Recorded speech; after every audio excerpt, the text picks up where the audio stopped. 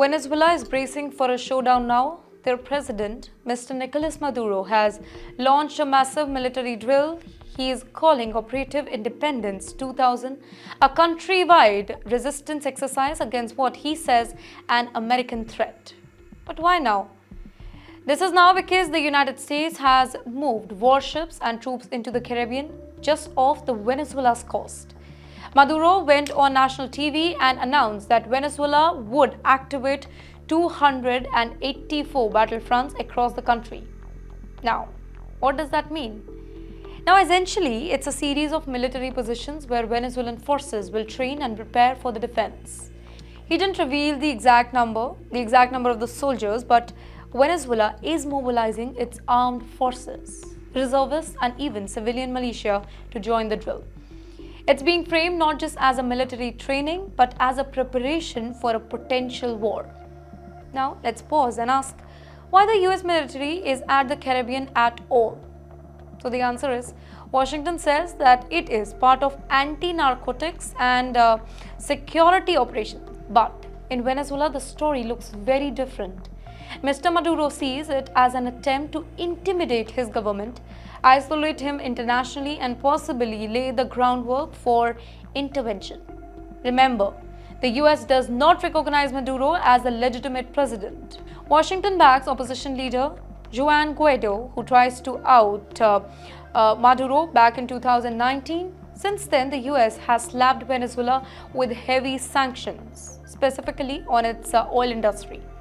Now, Maduro is turning that pressure into a nationalist rallying cry. He says that these drills prove Venezuela will resist any foreign invasion, just like the country resisted Spanish colonization 200 years ago. Hence, the name Operation Independence 200. The message is very simple here. Venezuela is ready to fight for its sovereignty. Also, the symbolism, it is very important here. Venezuela is rich in oil, and it sits right next to the Caribbean Sea lanes that are vital for the global shipping.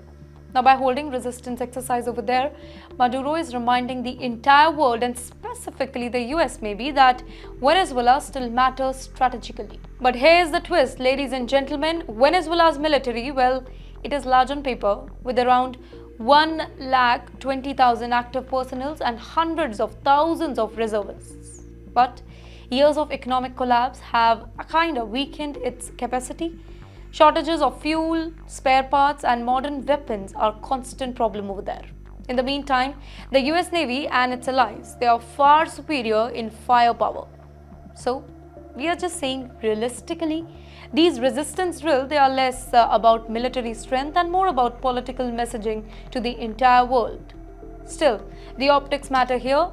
By staging this show of force, Maduro is telling Venezuelans that he is their defender against foreign enemies. He's also sending a loud and clear message to Washington, Moscow, and Beijing. But don't forget here, Russia, China, and even Iran have been backing Maduro diplomatically and, in some cases, militarily too.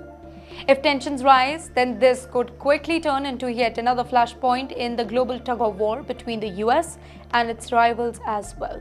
So, Venezuela is really preparing for the war or not? Well, not quite. This looks more like a political strategy, right? A way to boost Mr. Maduro's image at home while defying the US abroad. But one thing is certain here, the Caribbean just got a lot more dangerous and everybody's watching.